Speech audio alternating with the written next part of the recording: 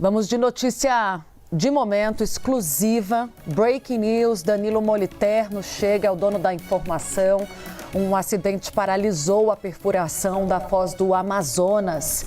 A gente já tem, Danilo, a dimensão desse acidente? Qual foi o tamanho do estrago? Boa tarde, Tainá, Uribe, a todos que acompanham o Bastidores. É um acidente considerável, a gente está falando de um vazamento de um líquido que é equivalente a 14 metros cúbicos, então é algo relevante, especialmente do ponto de vista da exploração da Foz do Amazonas. A gente cobriu longamente todo o processo de licenciamento que se deu aí em torno da discussão sobre se era ou não, do ponto de vista ambiental, possível, viável fazer essa exploração.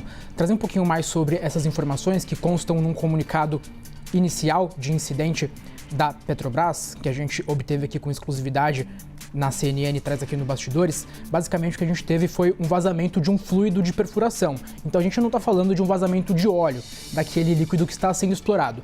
É um fluido de perfuração, que é basicamente uma mistura de líquidos que é muito utilizada, por exemplo, para fazer a lubrificação da broca, para fazer a retirada de alguns sedimentos que precisam ser retirados no momento dessa exploração, dessa perfuração. Então é um líquido que é utilizado nessa broca de perfuração que a gente tinha na Foz do Amazonas com essa operação acontecendo. Devido a esse vazamento, essa informação é muito importante, neste momento a atividade vai ser paralisada. O que a gente ouve de pessoas próximas ao assunto é de que a tendência é de que inicialmente a paralisação seja entre 10 e 15 dias ao menos. Um pouquinho mais de informações que a gente tem neste comunicado inicial da Petrobras, o que eles relatam é que durante uma operação de rotina, a equipe que fazia essa perfuração, a gente sabe que já há alguns dias, há algumas semanas, a Petrobras já faz essa atividade ali no litoral do Amapá, percebeu uma queda no nível do fluido de perfuração que ficam ali nos tanques que ficam na região da plataforma, indicando, portanto, essa perda de líquido que estava sendo perdido, este material que estava sendo despejado no mar. Após essa inspeção, um ROV, que é um robô submarino operado remotamente, ele foi acionado e então identificou esse vazamento a cerca de 2.700 metros de profundidade.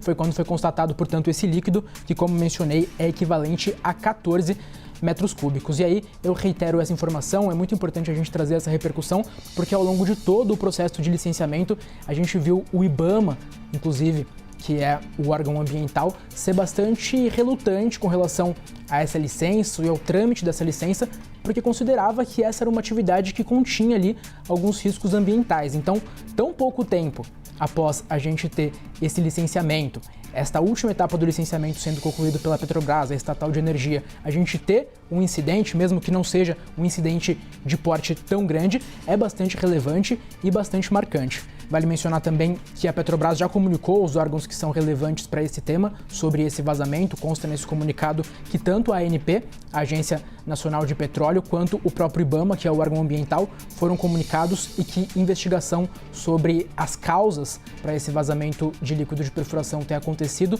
estão ainda em investigação. Porque acaba dando, na verdade, razão para vários ambientalistas que disseram que esse local era perigoso. É um local bastante preocupante, porque é um local de alimentação de muitos animais marinhos. Essa era a preocupação do Ministério do Meio Ambiente. Foram feitas várias mudanças pela Petrobras, mudanças salutares. Por exemplo, o plano de resgate, se houver uma perfuração, fica a poucos quilômetros do local de perfuração.